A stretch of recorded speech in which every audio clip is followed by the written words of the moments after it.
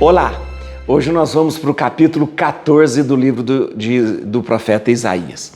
Muito importante a gente lembrar nesse capítulo 14, porque eu havia chamado a atenção sua que a partir de agora, do 13 até o 23, nós vamos ter várias menções e vários discursos em relação aos povos estrangeiros, pessoal que morava ali do lado. Então, nós temos ali os dois grandes povos que Isaías se detém, que é os judeus, na Judéia, no Reino do Sul, e os Israel, chamado ali também de Efraim, ou Reino do Norte. E tem os vizinhos, tem os filisteus, você tem para baixo, ali os edomitas, você tem para cima lá a Síria, você tem do lado o Líbano, que ainda não é tão falado. O Líbano, na verdade, não é trazido aqui nesse momento, Você tem ali, lá para cima, a Síria, que na verdade seria, representava nesse momento o grande perigo, Então você tem todos esses povos ali. Só para que você possa se localizar, a Síria, quando a gente fala da Síria, a gente está falando ali daquela região da Babilônia, mais para cima ali, que é o atual Iraque, tá bom? Iraque.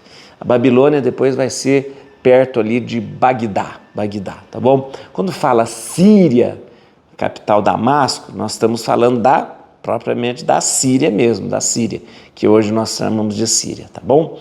Então, a Síria seria o quê? O atual Iraque. A Síria, ali é Síria, E aí, mais ou menos para a gente se localizar. Gente, deixa eu te dizer uma coisa. Hoje, esse capítulo 14, ele começa falando da volta do exílio, atenção, da volta do exílio, e depois tem aqui uma descrição sobre os povos ali. Primeiro vai falar da Babilônia, depois vai falar da Síria, depois vai falar da Filisteia. Lembrando que para o profeta Isaías, a Babilônia encarna tudo que há de mal, Por quê? Porque a Babilônia, nós temos na Síria ali, lá em cima, a Síria, que é um estado inimigo, conquistador, mas depois a gente vai ter o Império Babilônico, Babilônia, que vai ser um império que vai também levar o povo ali judeu cativo. Então você vai ver sempre a Babilônia como encarnando quase todo o mal. Depois nós temos a Assíria, que é chamado Império Neo-Assírio, com esses grandes conquistadores também, Tiglat-Pileser, ou depois o Sargon que, E depois vamos ter Senaqueribe, o grande cerco de Jerusalém com Senaqueribe, tá bom? E depois vamos falar dos filisteus, que são inimigos históricos dos judeus, tá bom? Se bem que houve uma fase em que os filisteus estavam mais aliados ali aos judeus, Não estava tão brigado, mas nunca se deram bem, tá bom?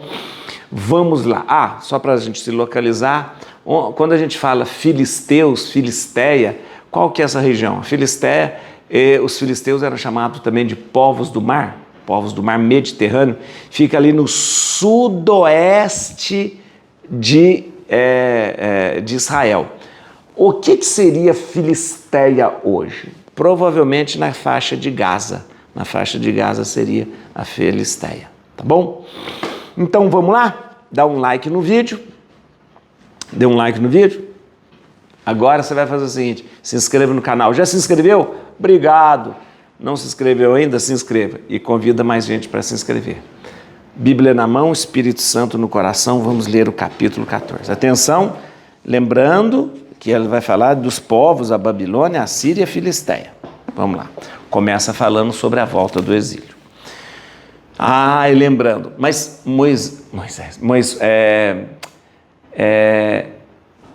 o profeta Isaías não viveu na época da volta do exílio. Nós estamos aqui na época do rei Ezequias. Acais morrendo e Ezequias começando, né? A volta, o povo ainda vai para o exílio quando houver a queda de Jerusalém, né? Aí vai voltar do exílio. Então vai ter muita água para passar debaixo da ponte. Mas o profeta aqui, né, o livro do profeta já traz para a gente sobre tudo isso que há de acontecer. Porque o Senhor terá compaixão de Jacó e ainda dará a Israel sua predileção, e os restabelecerá na sua terra, os estrangeiros se reunirão a eles e se agregarão à casa de Jacó. Os povos virão buscá-los para conduzi-los à sua morada. A casa de Israel os possuirá na terra do Senhor como servos e como servas. Conservarão prisioneiros aqueles que os tinham detido e dominarão seus opressores. Quando o Senhor se tiver aliviado de tuas penas, de seus tormentos e da dura servidão a que estiveste sujeito, cantarás esta sátira contra o rei da Babilônia e dirás: como? Não existe mais o tirano? Acabou-se a tormenta? O Senhor despedaçou o bastão dos perversos e o cetro dos opressores. Ele feria os povos com fúria, vibrando golpes sem interrupção, e governava as nações com brutalidade, subjugando-as sem piedade. Toda a terra conhece o repouso e a paz, todos exultam em cantos de alegria. Até os ciprestes se regozijam de tua queda, dizendo com os cedros do Líbano: desde que caíste, não sobe até nós o lenhador. Debaixo da terra se agita a morada dos mortos, para receber-te a tua chegada. Despertam em tua honra as sombras dos grandes, e todos os senhores da terra levantam-se de seus tronos, todos os reis das nações. Todos tomam a palavra para dizer-te: finalmente, este fraco como nós, este semelhante a nós. Tua majestade desceu à morada dos mortos, acompanhada do som das tuas harpas. Jazes sobre um leito de vermes, e os vermes são a tua coberta. Então caíste dos céus, astro brilhante, filho da aurora. Então foste abatido por terra, tu que prostravas as nações. Tu dizias: escalarei os céus e erigirei meu trono acima das estrelas. Eu me assentarei no monte da Assembleia, no extremo norte. Subirei sobre as nuvens mais altas e me tornarei igual ao Altíssimo. E, entretanto, eis que foste precipitado à morada dos mortos, ao mais profundo abismo. Detêm-se para ver-te melhor e procuram reconhecer-te. Porventura é aquele que fazia tremer a terra e abalava os impérios, que fazia do mundo um deserto e destruía cidades e impedia os prisioneiros de voltarem para suas casas? Todos os reis das nações, todos repousam com glória, cada um no seu túmulo. Tu, porém, foste atirado para longe do teu sepulcro como um aborto que causa horror. Os cadáveres dos homens mortos à espada jazem sobre as pedras de uma tumba. Tal como uma carniça que se calca aos pés, tu não te reunirás a eles no sepulcro, porque arruinaste tua terra e fizestes perecer o teu povo.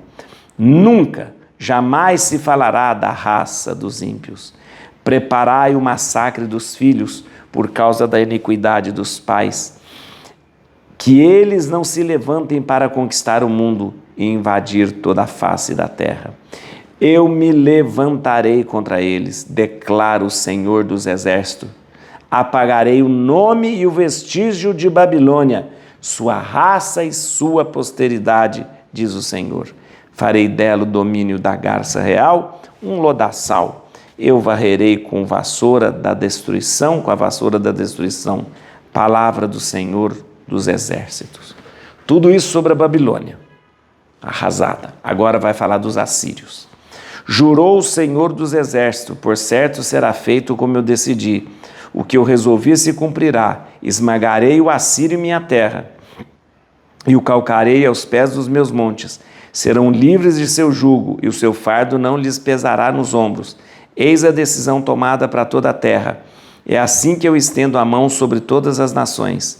O Senhor dos exércitos decidiu: quem mudará a sua sentença? Sua mão está estendida, quem o fará retirá-la? Agora vai falar dos filisteus. Este oráculo data do ano da morte do rei Acás. Não te alegres, ó terra dos filisteus, de que tenha sido quebrada a vara que te feria, porque da estirpe da serpente nascerá uma áspide, e seu fruto será um dragão voador. Os humildes poderão pastar nas minhas pastagens, e os pobres dormirão tranquilos. Eu farei, porém, morrer de fome a tua raça, e matarei tua posteridade.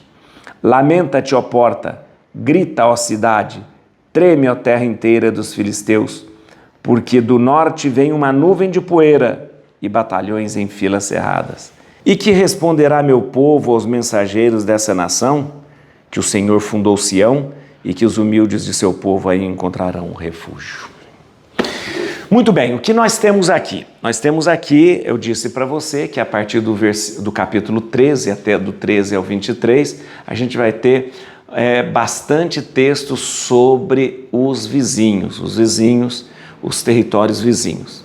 E para começar, hoje o capítulo 14 trouxe para a gente uma descrição sobre a Babilônia, sobre a Assíria e sobre os filisteus. Descendo o cacete, né? Assim, desse jeito. Porque ali eram seus inimigos.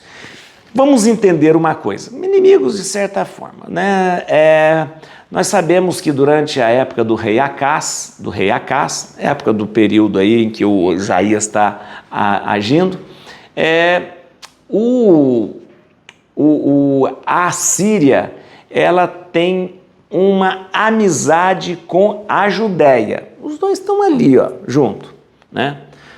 Vocês lembram toda aquela questão da guerra sírio-efraimita, né? Os sírios se juntaram com Israel, reino do norte, queria que os do reino do sul, Judéia, se juntassem a eles. Mas o Isaías falou, não faz isso. E aí o que eles fizeram? O sul, Judá, ficou amiguinha da Síria. Por quê? Falou, se eu ficar amiga dele, eles não vão me atacar. Então ele ficou, de certa forma, coligado com a Síria para se proteger, ali na Judéia, né? Tanto é que eles tiveram que pagar, a Judéia teve que pagar um monte de tributo para a Síria. Em contrapartida, ficou junto Israel, o reino do norte, mais a Síria contra a Síria. Tá bom? Tá certo? É mais ou menos essa configuração. Mas, depois, né, a gente vai ver aí que a Assíria não vai ser tão amiguinha da Judéia. Por isso nós temos aqui, esse texto que vai falar mal da Babilônia, mal da Síria e mal dos filisteus. Muito bem, qual o contexto aqui? Temos que entender o seguinte, o contexto aqui é o contexto da volta do exílio, Então, o que nós consideramos aqui? Voltaram do exílio e nós já temos Babilônia toda arrasada, ou seja, o Império Babilônico então já foi arrasado. O que nós temos aqui? O Império Assírio também arrasado e nós temos a Filistéia ali sendo ainda, de certa forma, depois da morte do rei Acás, como inimigos ali dos judeus. Então, nós vamos ter em primeiro momento uma descrição longa, mas longa, sobre a morte do tirano. Quem que é o grande tirano? O Império Babilônico. Tudo que o Império Babilônico fez com o povo de Deus, levando o povo cativo para a Babilônia e depois só sendo liberto quando o Império Babilônico cai. E o Império Babilônico cai por quê? Porque os persas dominam ali todo o Império Babilônico. Os persas têm uma visão diferente em relação aos cativos, eles liberam os cativos para voltar, e a política dos persas com os locais dominados não é de submissão, mas é de uma condescendência maior. Ok, isso a gente já escutou. Mas aqui, o que acontece? O profeta Isaías, no livro do profeta Isaías, há uma longa descrição sobre tudo que vai acontecer sobre tudo que aconteceu com a Babilônia, que foi jogada no fundo do poço, e aí fala coisas horríveis do tirano, dos reis e tal. Há uma clara, embora não cite o nome, mas uma clara alusão a Nabucodonosor. Nabucodonosor faz até uma jogada de palavra com o seu nome, Nabucodonosor, que mais ou menos, Denezer estava ligado à questão da palavra aborto, então faz uma ligação, né, com o nome dele, traz aqui e chega a identificar o rei babilônico como aquele astro decaído, né, que era chamado, o astro decaído que era chamado filho da aurora, né? Daqui a pouco eu vou explicar para você, filho da aurora, que você mais ou menos vai mais ou menos ligar o rei babilônico com o próprio demônio, o próprio diabo, o próprio Satanás, né? Mais ou menos aí usando a mesma alegoria do anjo decaído. Você vai ver daqui a pouco. Então, é uma longa descrição falando sobre a Babilônia. Logo depois, vem falar dos assírios, né? E vai dizer que, assim como os babilônios, os assírios também foram derrotados. Mas os assírios foram derrotados antes dos babilônios, né? Você imagina que primeiro nós temos o Império Assírio, o Império Neo-Assírio, que ele vai dominar toda a região com aqueles seus grandes conquistadores, Sargon, Tiglat-Pileser e o Senaqueribe, mas ele vai ser também, vai chegar ao seu fim, o Império Assírio. Sobe o Império Babilônico, né? Mas o Império Assírio também acaba. E aí, por fim, fala dos filisteus e data certinho. Este oráculo data do ano da morte do rei Acás. Enquanto o rei Acás estava vivo, o que acontecia? Enquanto o rei Acás estava vivo, havia uma política em que a Judéia estava amiguinha lá da Assíria e tinha uma certa amizade com a Filisteia. Logo que o rei Ezequias sobe, né, isso muda de figura. Muda de figura porque não vai ficar tão pacífico essa relação com a Síria e nem vai ficar pacífico a relação com a Filisteia. E vamos ser bem sinceros, os judeus nunca engoliram os filisteus. Eles não gostam dos filisteus, não gostam. Os filisteus são chamados povos do mar.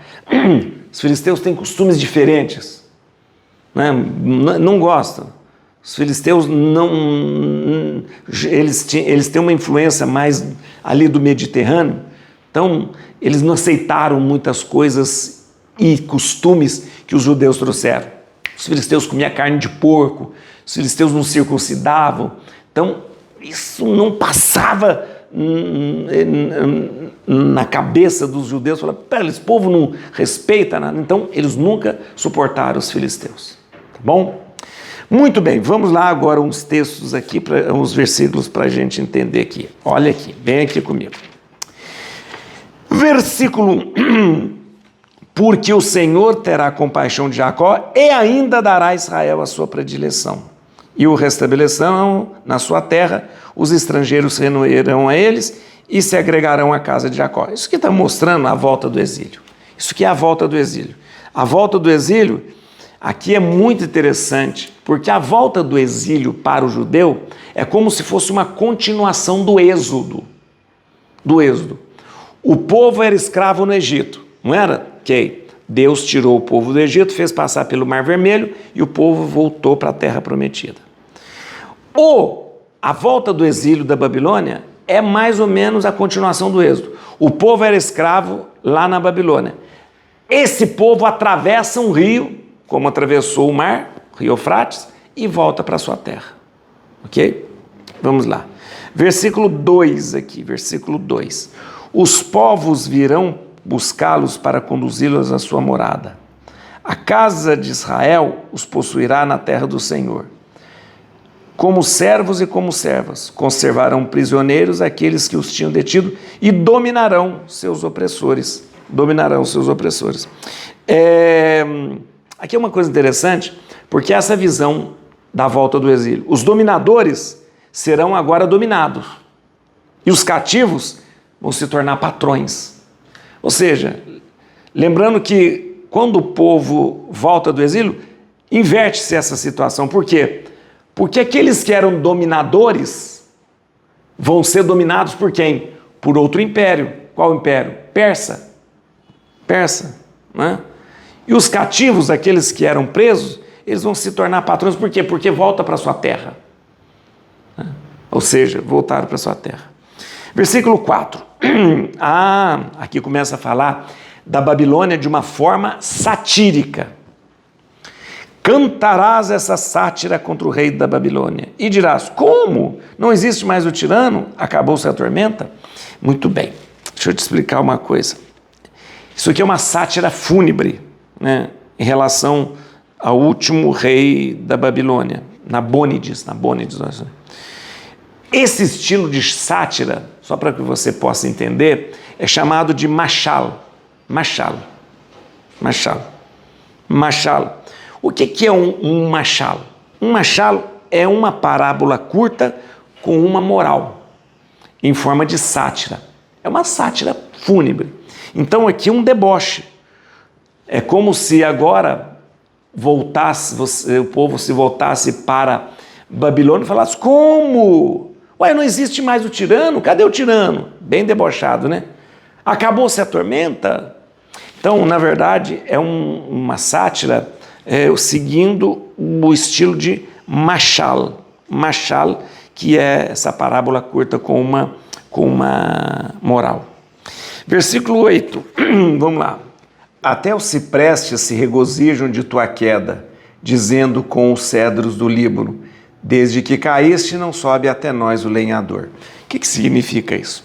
É o seguinte, tanto o Império Assírio quanto o Império Babilônico, eles iam até o Líbano cortar cipreste e cedro. Eles desvastaram as florestas do Líbano, cortando o cipreste e cortando o cedro. Aliás, os povos da região ali, quando precisava de madeira, ia no Líbano.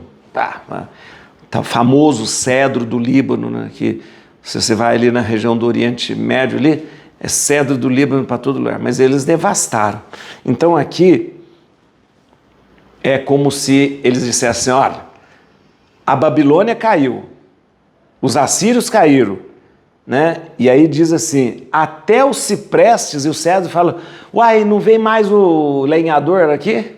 Ou seja, até os ciprestes se alegram, se regozijam, porque não vão até ele mais os lenhadores. Que lenhador? Os lenhadores da Babilônia, os lenhadores da Assíria.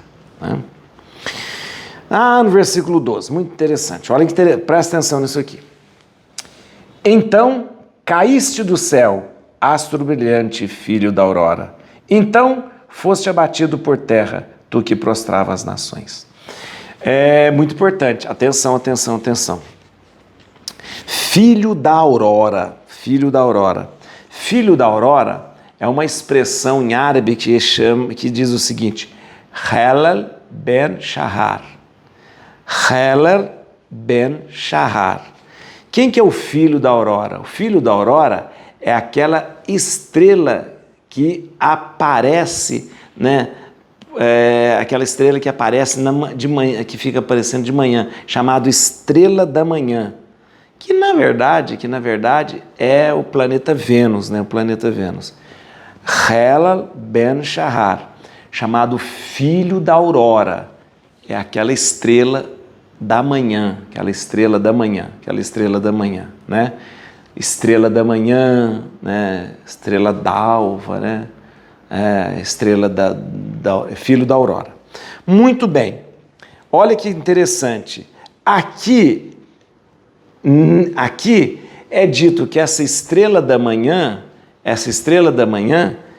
ela caiu do céu, porque, deixa eu te explicar, existia uma lenda entre os caldeus, na Mesopotâmia, de que uma entidade havia caído do céu e se tornado praticamente algo ruim, né? Daí, olha que coisa interessante, né, a expressão filho da aurora, que em hebraico significa Helel ben Shahar, que significa aquilo que é um ser luminoso, brilhante. São Jerônimo traduziu por quê?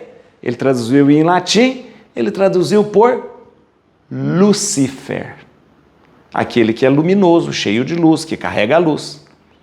Lúcifer.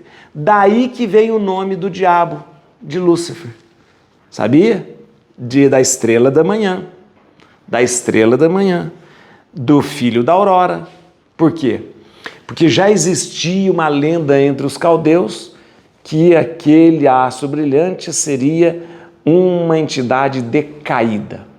Logo depois nós vamos ter também, né, a história do anjo que é jogado fora do paraíso, né? E este anjo jogado fora do paraíso vai ser identificado, né, com esta estrela brilhante que é jogada fora, essa estrela brilhante que é precipitada. Assim como esse astro brilhoso, brilhante, que era chamado de Helel ben Shahar, ele simbolizava aí um ser brilhante, cheio de luz. Aí o São Jerônimo traduz por Lúcifer, daí o nome de Lúcifer para o diabo, né? O diabo. Aliás, estrela da manhã, existe uma série da Netflix que o Lúcifer chama Lucifer Morning Star, Lúcifer, estrela da manhã, que na verdade é a mesma coisa, né? Então, só para você ver como que a tradição bíblica, ela se vale assim, às vezes, daquilo que as pessoas conheciam. Ao denominar o nome do diabo, né, vai lembrar dessa história que Isaías contou aqui, daquele que era de um ser decaído, né, e que era como aquela estrela do céu brilhante ali no céu. Estou dizendo tudo isso é só para você saber da onde que surgiu o nome Lúcifer, porque é este ser decaído, caído, diabólico, demoníaco, que a Bíblia, que aqui o Isaías, ele identifica com a Babilônia, Tá bom? Muito bem, vamos lá, está terminando já. 19, versículo 19, né? Tu, porém, foste atirado para longe do teu sepulcro, e como um aborto que causa horror, os cadáveres dos homens mortos à espada jazem sobre as pedras de uma tumba. Gente, isso aqui é uma alusão ao rei da Babilônia, que foi privado da sepultura, ou então arrancado da sepultura. Isso é importante lembrar. Sabe por quê, gente? Na verdade, o rei da Babilônia, que foi, ou não teve sepultura, ou teve o seu túmulo violado. Não há maior ignomínia, não há maior ofensa do que você arrancar alguém da sepultura. Tanto é que no versículo 21, veja só: preparai o massacre dos filhos por causa da iniquidade dos pais, que eles não se levantem para conquistar o mundo e invadir toda a face da terra. É importante lembrar aqui, porque é uma coisa importante lembrar: os reis da Babilônia vão sofrer três Os 3 piores castigos. Primeiro, a privação da sepultura, ou não vão ser sepultados, ou vão ter a sua sepultura violada. O desaparecimento do nome, ou seja, ninguém vai lembrar do nome. E a supressão da posteridade, que significa que não terão filhos, né? Ou seja, não terão filhos, sim, mas os filhos não herdarão o trono, né? Não herdarão o trono. Então, segundo a Bíblia, os 3 piores castigos foram aplicados aos reis da Babilônia: privação da sepultura, desaparecimento do nome e supressão da posteridade, né? Versículo 23, vem aqui comigo. Farei dela o território da Babilônia. Farei dela o domínio da garça real, um lodaçal. Eu varrerei com a vassoura da destruição. Palavra do Senhor dos Exércitos. Ou seja, para terminar, diz: eu vou transformar a Babilônia num lodaçal. A imagem do lodaçal, do pântano aqui, faz alusão às frequentes cheias do Eufrates, né? Frequentes cheias do Eufrates. O Eufrates, assim como o Nilo, ele tinha aquela cheia enorme, né? Tinha aquela cheia enorme, fertilizava toda coisa e depois o pessoal plantava. Mas era uma coisa muito interessante lembrar que a cheia era sempre um problema. As enchentes do Eufrates era sempre um problema sério, tá bom? Versículo 24, aqui a gente já começa a falar dos assírios. Jurou o Senhor dos Exércitos: por certo será feito como eu decidi, e o que eu resolvi se cumprirá. O versículo 24, né? Agora o versículo 24 ao 27, são os oráculos em relação à Assíria. Ele é muito semelhante ao anterior, que fala da Babilônia. Menor um pouco, mas é muito semelhante. Aqui é uma possível alusão à invasão de Senaqueribe. Senaqueribe é o rei assírio que invade Jerusalém, né, faz o cerco em Jerusalém no ano 701. Embora não consiga dominar Jerusalém, ele acaba anexando vários territórios da Judéia. Mas aqui é uma alusão ao Senaqueribe. Versículo 29, aí a gente está falando dos filisteus. Não te alegres, ó terra dos filisteus, de que tenha sido quebrada a vara que te feria, porque da estirpe da serpente nascerá uma áspide, e seu fruto será um grande dragão, será um dragão voador. Vamos entender aqui. Ezequias agora é o rei. Acás morreu. Acás tinha uma política mais condescendente em relação aos filisteus. Ezequias não. Quem agora é o rei é Ezequias. E há essa aversão em relação aos filisteus. Os filisteus até tentam uma aliança com a Judéia, com o rei Ezequias, contra a Síria, porque eles estão com muito medo da Síria. Mas Isaías não aceita. Isaías fala diretamente com Ezequias: não se una aos filisteus. Então não há, né? Não há. Então aqui nós vemos uma política diferente, mais hostil em relação aos filisteus. Acás era mais condescendente, Ezequias não. E no versículo 31, e nós terminamos ainda falando dos filisteus: lamenta-te, ó porta, grita, ó cidade, treme a terra inteira dos filisteus, porque do norte vem uma nuvem de poeira e batalhões em filas cerradas. Na verdade, gente, o que é essa nuvem de poeira? A nuvem de poeira são as tropas que vêm do norte para conquistar. Quais são essas tropas que vêm do norte? Olha, os filisteus sofreram muito com os assírios, que vieram uma vez e conquistaram, mas sofreram mais com os babilônios, porque os babilônios também vieram e arrasaram a Filisteia. Bom, então na verdade nós temos nesse capítulo esses 3 grandes oráculos: Babilônia, Assíria e Filisteia. Sempre mostrando essa dinâmica de conquistadores, mas a proteção de Deus para com o seu povo. Et crucem Domini fugit partes adversa. Vite teleo detribuiuda radix David. Aleluia.